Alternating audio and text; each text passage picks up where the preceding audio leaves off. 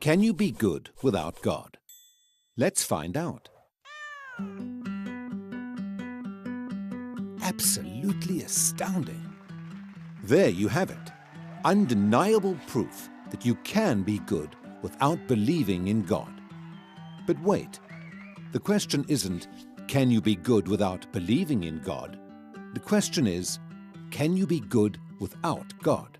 See, here's the problem. If there is no God, what basis remains for objective good or bad, right or wrong?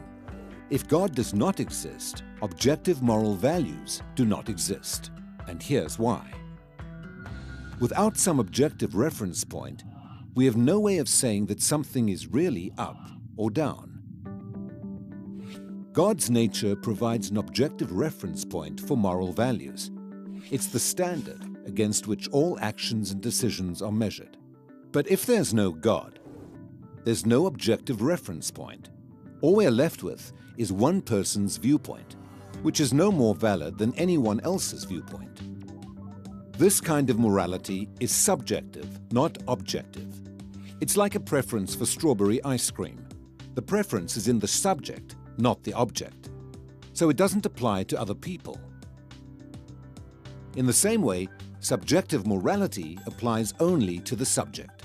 It's not valid or binding for anyone else. So, in a world without God, there can be no evil and no good, nothing but blind, pitiless indifference.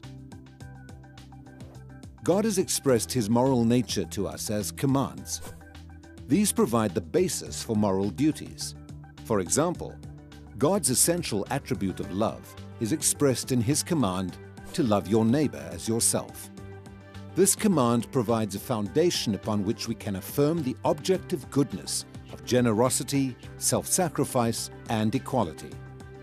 And we can condemn as objectively evil greed, abuse, and discrimination.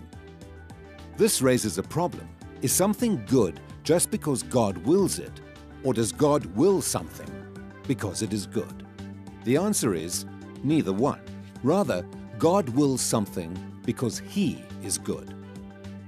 God is the standard of moral values, just as a live musical performance is the standard for a high-fidelity recording. Without your love. The more a recording sounds like the original, the better it is. Likewise, the more closely a moral action conforms to God's nature, the better it is.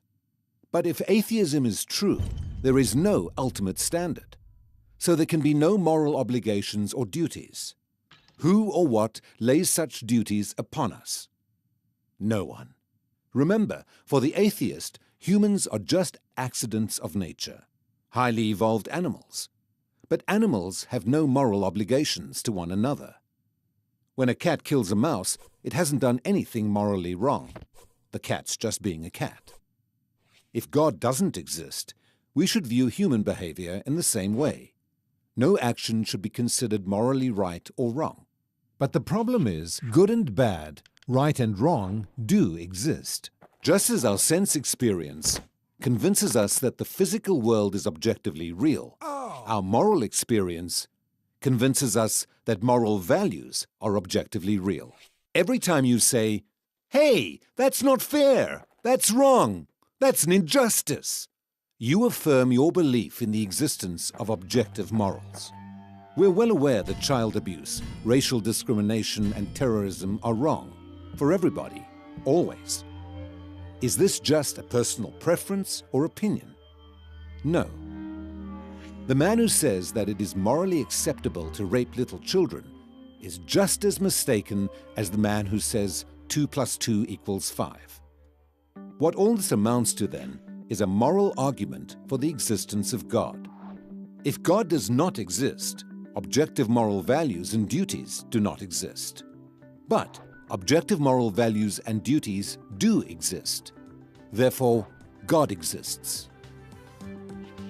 Atheism fails to provide a foundation for the moral reality every one of us experiences every day. In fact, the existence of objective morality points us directly to the existence of God.